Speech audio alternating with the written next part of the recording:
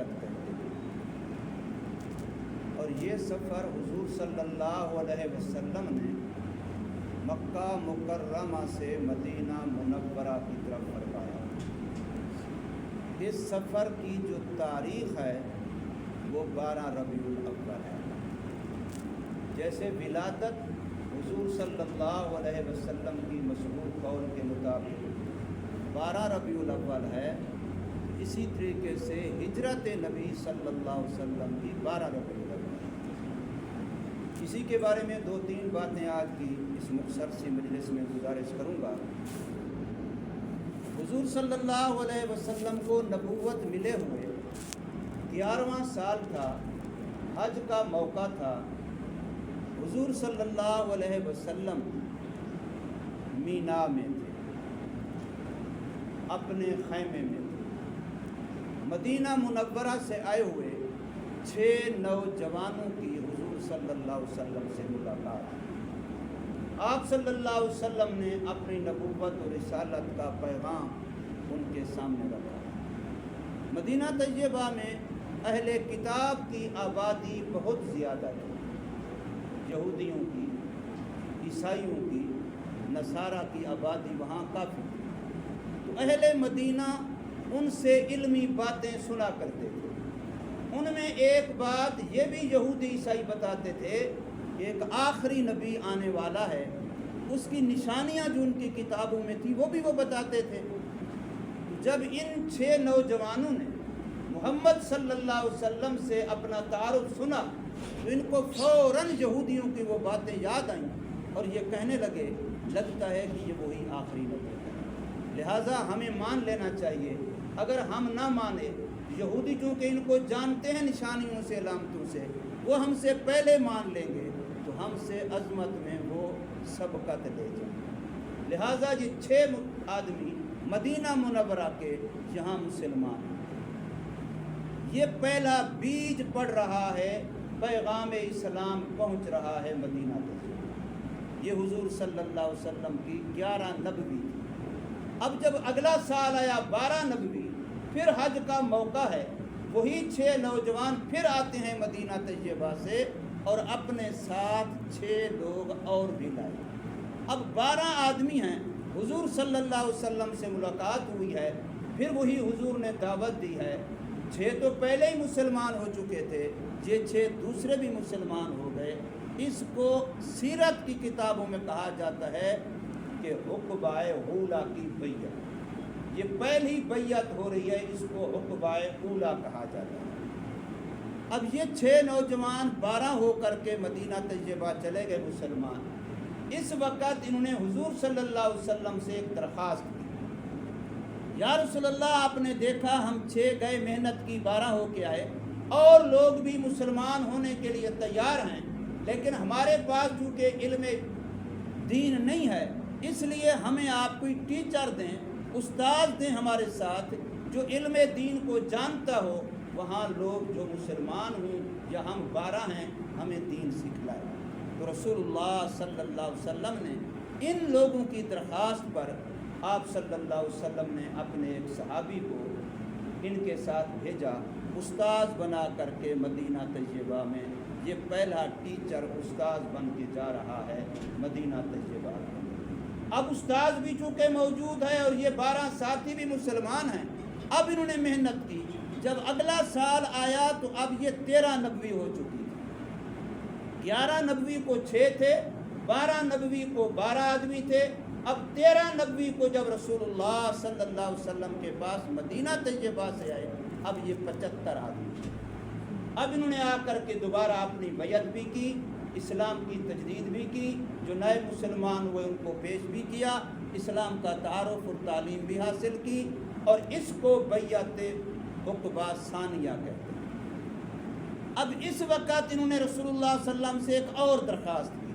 وہ درخواست یہ تھی کہ یا رسول اللہ صلی اللہ علیہ وسلم، مدینہ طیبہ میں بڑی آپ کے لیے زمین ہموار ہو چکی ہے، ماحول سازگار بن چکا ہے، اسلام تیزی سے پھیل رہا ہے، مکے والے آپ کی قدر نہیں کر رہے، آپ نے 13 سال ان کے اندر محنت کی لیکن نتیجہ خاطر خواہ نہیں ہے، آپ کو ہر طرح سے ستایا جا رہا ہے، ہماری درخواست ہے کہ آپ ہماری درخواست پر مکہ سے مدینہ تشریف لائیں۔ یہ ان لوگوں نے درخواست کی جب یہ 75 آدمی ہیں، 13 نبی ہیں۔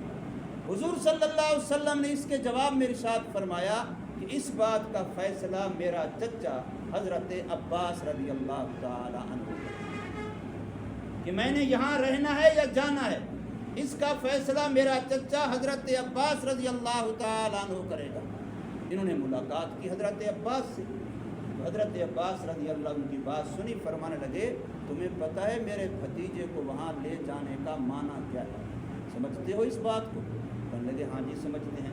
فرمایا اس کا مطلب ہے پورے عرب سے دشمنی مول لینا، پورے عرب کو اپنے مقابلے میں لا کھڑا کرنا۔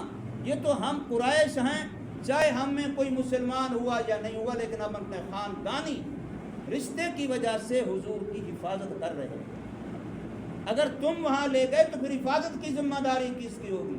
تو ان لوگوں نے باقاعدہ تحریری معاہدہ کیا کہ ہم حضور کی حفاظت کریں گے اور اس انداز سے کریں گے، جان دینی پڑی جان دیں گے، اولاد دینی پڑی اولاد دیں گے، مال دینا پڑا مال دیں گے، حضور صلی اللہ علیہ وسلم تک کسی کی اذیت و تکلیف کو نہیں پہنچنے دیں گے۔ یہ تحریری معاہدہ ہونے کے بعد حضور صلی اللہ علیہ وسلم کے لیے ہجرت کا معاہدہ ہو گیا کہ اللہ کے امر سے حضور صلی اللہ علیہ وسلم مدینہ طیبہ کی طرف ہجرت کریں گے۔ حضرت عباس رضی اللہ عنہ سے 75 آدمی نے معاہدہ کر لیا۔ اب یہ ذوالحجہ میں حج ہوتا ہے، اس وقت حج کے لوگ پیدل آتے پیدل جاتے، یہ 2-4 دنوں کا ٹھہرنا جو نہیں ہوتا تھا کہ گئے 40 دن کا ہے فلاں دن کا ہے، تو پھر کئی مہینے بھی رہ جاتے تھے۔ ذوالحجہ میں یہ معاہدہ ہو رہا ہے، آگے ربیع الاول آ رہا ہے، ابن محرم آ رہا ہے، محرم کا مہینہ آ رہا ہے، تو محرم میں حضور صلی اللہ علیہ وسلم نے صحابہ کرام سے فرما دیا کہ جس کو موقع ملے وہ یہاں سے ہجرت کر سکے، اپنے اپنے حالات کے لحاظ سے تم یہاں سے ہجرت کرنا چاہو تو جس کے حالات سازگار ہوں بنتے جائیں اپنے لحاظ سے وہ ہجرت کر سکتا ہے۔ اب جو ہجرت کی یہ ابتدا ہوئی ہے صحابہ کرام کی، وہ محرم کے مہینے سے، اس لیے ہمارے اسلامی سال کا پہلا مہینہ محرم ہے اور ہمارا سن ہجری ہے۔ یہ ہجرت بظاہر تو بے بسی تھی کہ مکے والوں نے تنگ کیا ہوا ہے، مکے والے پریشان کر رہے ہیں، مکے والے ظلم کر رہے ہیں، لہٰذا ان کے ظلم سے تنگ آ کر کے مجبوری کی بنا پر مکہ کو چھوڑا جا رہا ہے، لیکن حقیقت یہ ہے کہ یہ اسلام کی بہت بڑی فتح ہے۔ اسی سے اسلام اتنا پھیلا کہ حضور صلی اللہ علیہ وسلم مکے میں فاتح ہو گیا اور یہی مکے والے اپنی جان کی امان لینے پر ہو۔ تو حضور صلی اللہ علیہ وسلم نے صحابہ کو محرم سے اجازت دی، محرم میں کچھ ہجرت ہو گئی، اس کے بعد سفر آیا اس میں کچھ ہجرت ہو گئی، اس کے بعد ربیع الاول آیا۔ ربیع الاول میں حدیث پاک میں آتا ہے ابو بکر صدیق بھی حضور صلی اللہ علیہ وسلم کے پاس آئے، یا رسول اللہ میں بھی ہجرت کرنا چاہتا ہوں، تو حضور نے فرمایا آپ نہ جائیں، آپ نے میرے ساتھ سفر کرنا۔ پہلے انہوں نے اپنی ذاتی حیثیت سے تیاری کی ہوئی تھی، پھر حضور صلی اللہ علیہ وسلم کے ساتھ ہونے کی حیثیت سے سواری کا بھی ویسا انتظام کیا، باقی اخراجات کا بھی ویسا ہی انتظام کیا۔ اب جتنا صحابہ ہجرت کر رہے ہیں اتنا کافروں کے پیٹ میں مروڑ پڑ گئی، ان کو تکلیف اور زیادہ ہو رہی ہے۔ یہ تو ہمارے ظلم و ستم سے وہاں چلے جائیں گے، وہاں سکون سے رہیں گے، آرام سے رہیں گے، تو ہمیں تو وہاں ستانے کا موقع ہی نہیں ملے گا، یہ تو بڑے اپنے مذہب پر وہاں عمل کریں گے۔ ان کو تکلیف اور زیادہ ہو رہی ہے، تو اب انہوں نے فائنل میٹنگ رکھی، آخری فیصلہ کن میٹنگ، تمام قبائل کفار کے اکٹھے، چیدہ ان کے چنیدہ سردار ذی رائے لوگ سارے اکٹھے، مشورہ ہو رہا ہے کہ اس کا راستہ کیسے روکیں۔ پہلے بھی وہ روکنے کی کوشش کر رہے تھے، جس وقت سے حضور صلی اللہ علیہ وسلم نے دعوت شروع کی تھی، اب یہ 13 سال مکمل ہو گئے، وہ پہلے بھی ہر وقت روکنے کی کوشش کر رہے تھے، ظلم و ستم بھی کر رہے تھے، لالچیں بھی دے رہے تھے، کئی سارے انداز سے وہ روک رہے تھے، لیکن اب ان کا یہ فیصلہ کن پروگرام تھا، بہت بڑی ایک گرینڈ میٹنگ تھی۔ جب وہ میٹنگ میں مصروف تھے تو حدیثوں میں پھر سیرت کی کتابوں میں آتا ہے کہ ایک بزرگ بوڑھا وہ بھی شریک ہوا، اور وہ میٹنگ والے دیکھتے ہیں کہ कोई इसको जानता नहीं, ये कौन है, पहली दफ़ा नज़र आ रहा है। एक पूछता है आप कौन हैं, कहते फ़लाँ जो कबीला है वो फ़लाँ जगह रहता है, मैं उनका सरदार हूँ। मुझे पता चला कि आप एक अहम मीटिंग कर रहे हैं, तो मैं इस नीयत से आया हूँ कि मैं भी इसमें शरीक हूँ, मैं भी आपको अच्छा मशवरा दे सकूँ। अब मशवरा हो रहा है। पहला मशवरा आता है कि मोहम्मद करीम सल्लल्लाहु अलैहि वसल्लम को मुल्क बदर कर दिया जाए, इतना दूर कहीं इलाके में इसको भेज दो कि जहाँ इसकी हवा तक न लगे, लिहाजा इसका पैगाम हमारे इलाके से चला जाएगा, कुछ नहीं, वहाँ कौन होगा इसका। जब ये मशवरा मीटिंग में बात आई, वो जो बुज़ुर्ग शरीक हुआ था वो हकीकत में इब्लीस था, जो इंसानी शक्ल में आया था। उसने कहा ना, ये ना होना चाहिए। क्यों? इसकी ज़ुबान में बड़ा जादू है। ये मक्के में बात शुरू की, देखो घर घर में झगड़ा डाल दिया, वहाँ जाएगा वहाँ लोग इसके हो जाएंगे, वहाँ बहुत बड़ा जत्था इकट्ठा कर लेगा और इसकी बड़ी पार्टी, बड़ी जमात बन जाएगी, बड़े हवारी और हिमायती बन जाएंगे, कल वहाँ से तुम्हारे ऊपर हमला आवर भी हो सकता है। लिहाजा ये बात ठीक है। फिर दूसरी राय आई, दूसरा मशवरा आया कि जो अगर ये राय नहीं है तो फिर इसको किसी काल कोठरी में, मकान में, कमरे में कैद कर दिया जाए, न खाने को दिया जाए न पीने को दिया जाए, आखिर वहाँ पड़ा पड़ा मर जाएगा, क्या करेगा। इस पर भी वो बुजुर्ग जो शरीक हुआ वो कहने लगा ना, ये राय भी थी। क्यों? तुम्हें पता नहीं है, एक तो इसका कबीला बड़ा जोर आवर ताकतवर है और अरब में बड़ा मुअज़्ज़ज़ समझा जाता है कुरैश काबतुल्लाह की वजह से, इनकी बड़ी शान और शौकत और अज़मत है। दूसरा, इसके नाम लेवा मानने वाले अगरचे तादाद में थोड़े हैं, लेकिन हैं सारे एक एक, उन पर सब कुछ फिदा करने वाले, इसलिए वो तुम्हें नहीं छोड़ेंगे, इनको कैद में नहीं रहने देंगे। ये राय भी ठीक नहीं है। अब तीसरी राय आई, फिर एक ही राय है कि इसको कत्ल करना। कहने लगा हाँ, ये राय बिल्कुल ठीक है। इब्लीस कहने लगा कि ये राय बिल्कुल ठीक है, बिल्कुल यही है, न रहे बांस न बजे बांसुरी, ये सर ही ख़त्म कर दो, ये ज़ुबान ही ख़त्म कर दो, बात ख़त्म हो जाएगी। तो किसी ने कहा भी अगर ऐसा करोगे तो क्या फिर तुम्हें कुरैश छोड़ेंगे?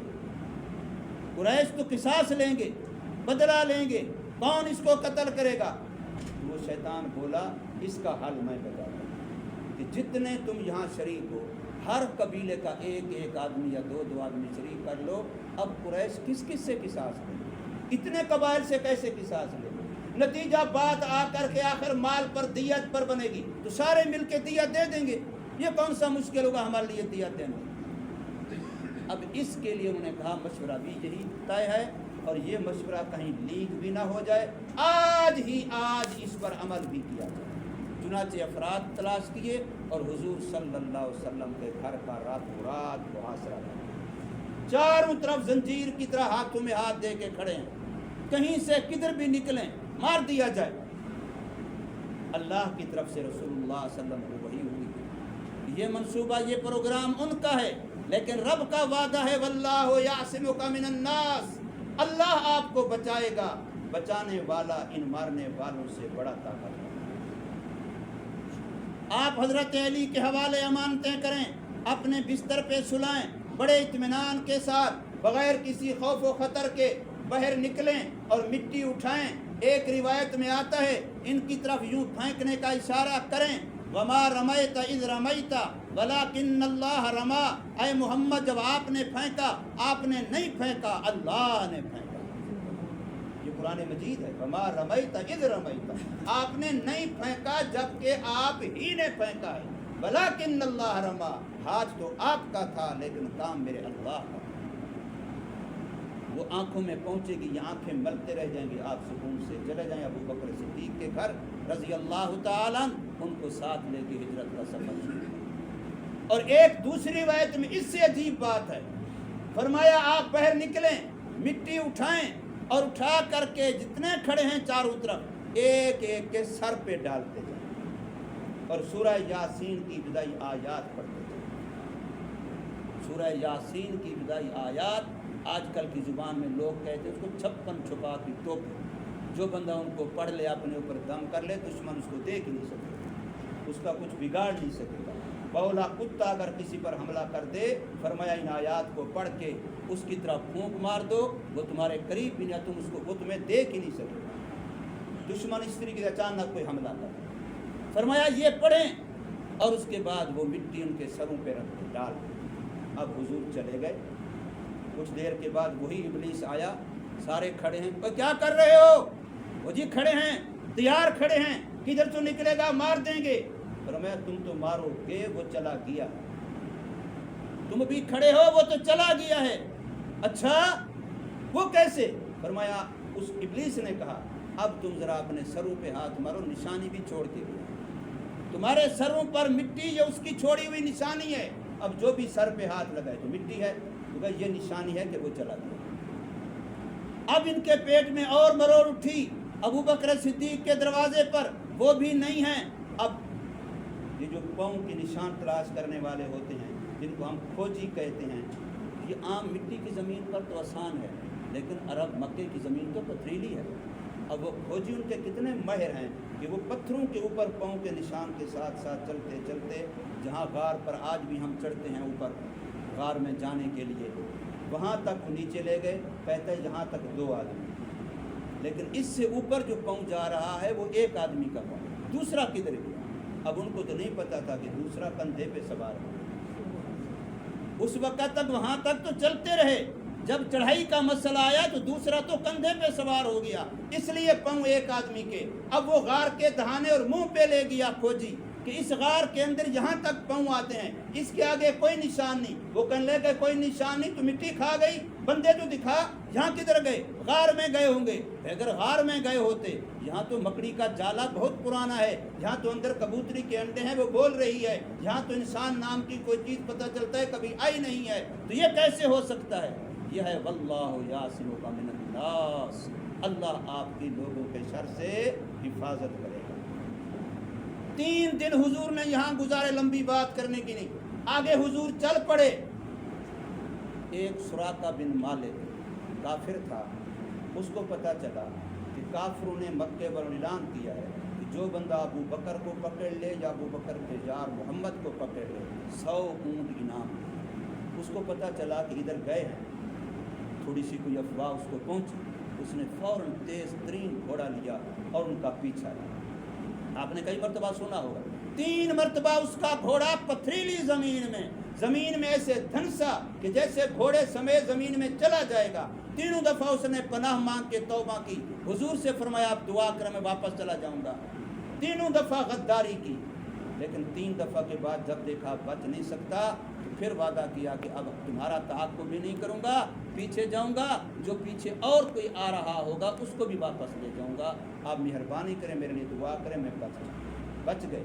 हुजूर ने यहाँ इस जगह पर उसको एक बात कही, सुराका तुम्हारे पास अल्लाह ने एक नेमत दी, मक्के वालों तुम्हारे पास अल्लाह ने एक नेमत दी, तुम अगर कदर कर लेते तो एक वक्त आता कि कैसर और किसरा के खजाने तुम्हारे पाँव में पड़े। तुमने कदर नहीं की तो फिर अपने नसीब को कहो। फिर हुजूर ने ये भी फरमाया, सुराका एक वक्त आएगा, फारिस का जो बादशाह है उसके सोने के कंगन तेरे हाथों में। जरा अंदाजा लगाओ नबी का मोजज़ा क्या होगा। हज़रत उमर फारूक के दौर में मदाइन फतह हुआ, उस बादशाह फारिस का महल उसी मदाइन में था। उसके जवाहरात, हीरे, मोती, खजाइन, बड़ी कीमत सहाबा किराम के हाथ लगी चीज़। किसी एक सहाबी ने भी किसी एक चीज़ में बदखियानती और खयानत नहीं। अजीब बात, इतने कीमती हीरे मोती थे कि इस वक्त के लिहाज भी करोड़ों के। और इस मौके पर मस्जिद नबवी में जब वो माल गनीमत लाया गया, हज़रत उमर मौजूद हैं, हज़रत सुराका करीब बैठे हैं, तो कहते हैं या रसूलल्लाह, मेरे आका ने उस सफ़र हिजरत में मुझे ये फरमाया था। तो हज़रत उमर ने वो कंगन उठा के दिए, सुराका ने अपने हाथों में पहने, फरमाया मेरे नबी की बात सच्ची, नबी की बात पर यकीन इतना था। हुजूर सल्लल्लाहु अलैहि वसल्लम इसी सफ़र हिजरत में एक तो यहाँ एक घर में गए, उम्मे माबद का घर है, अकेला घर है, रास्ते में बिल्कुल गरीब की झोंपड़ी है। हम भी मुसाफिर हैं, कुछ खाने पीने को, अरब बड़े सखी मेहमान नवाज, कुछ खाने पीने, कहने लगे ہم نے گھر راستے پر بنایا اس لیے ہے کہ کوئی آئے تو ہم کچھ نہ کچھ دیں، لیکن شومی قسمت اس وقت ہمارے گھر میں کھانے پینے کے لیے کچھ بھی نہیں، ہم خود بھی بھوکے ہیں، اس لیے آپ کو کیا دیں؟ حضور نے فرمایا وہ بکری جو کھڑی ہے، کہنے لگی یہ بکری آج اس لیے بکریوں کے ساتھ جنگل نہیں گئی، یہ بیچاری بیمار ہے، چل نہیں سکتی، دودھ بھی نہیں دینے والی۔ حضور نے فرمایا دودھ دینے والی ہے یا نہیں، آپ کی طرف سے اجازت ہے؟ تو کہنے لگی ہاں جی ہماری طرف سے کوئی رکاوٹ نہیں۔ حضور نے ایسے پشت پہ ہاتھ پھیرا، تھن دودھ سے بھر گئے، حضور نے دودھ نکالا، ابوبکر صدیق نے نکالا، برتن بھر گئے، گھر والوں نے پیا، حضور نے، ابو بکر نے بھی پیا۔ یہ میرے آقا کا معجزہ تھا۔ حضور چلے گئے، ام معبد کا خامند گھر میں آیا، اس نے اپنا یہ عجیب قصہ بتلایا کہ یوں مسافر آئے، یوں بکری کا دودھ، یوں برکت۔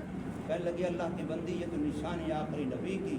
دونوں نے اپنی سواری پیچھے دوڑائی، راستے میں مل کے مسلمان ہوئے۔ اسی سفر میں حضور صلی اللہ علیہ وسلم سے 4 دن بعد مکہ مکرمہ سے حضرت صہیب رومی ہجرت کرتے ہیں، اکیلے ہیں، یہ اصل عرب کے نہیں ہے، یہ روم کے تھے، صہیب رومی اکیلے ہجرت کرتے ہیں، اور پیچھے تعاقب ہوتا ہے، راستے میں لوگ اس کو گھیر لیتے ہیں، یہ پہاڑی پر چڑھ جاتا ہے، یہ پہاڑی پر چڑھ جاتا ہے اور اعلان کرتا ہے لوگوں میرے پاس تیر بھی ہیں، میرے پاس نیزے بھی ہیں، میرے پاس تلوار بھی ہے، میں پہلے تم سے تیروں سے مقابلہ کروں گا، نیزوں سے مقابلہ کروں گا، پھر تلوار سے مقابلہ کروں گا، میں تمہارے بندے مار دوں گا، بے شک بھلے تم مجھے شہید کر دو، لیکن میں بھی تمہارے نقصان کیے بغیر نہیں رہوں گا۔ اگر تم مال چاہتے ہو، میں مکے سے آ رہا ہوں، میں اپنا مال جہاں جہاں دفن کر کے چھپا کے آ رہا ہوں، تو میں سچی سچی بتاتا ہوں، جا کے مال لے لو اور مجھے امن سے جانا۔